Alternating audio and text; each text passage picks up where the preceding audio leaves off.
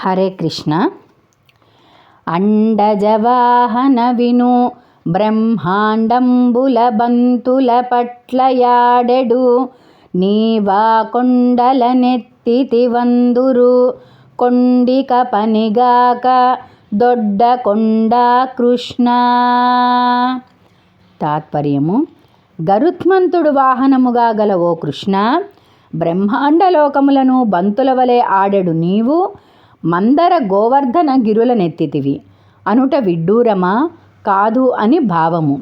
దేవేంద్రుడు అలుక తోడను వావిరిగా రాళ్లవాన పడి గురియింపన్ గోవర్ధనగిరి ఎత్తితి గోవుల గోపకులగాచు కొరకై కృష్ణ.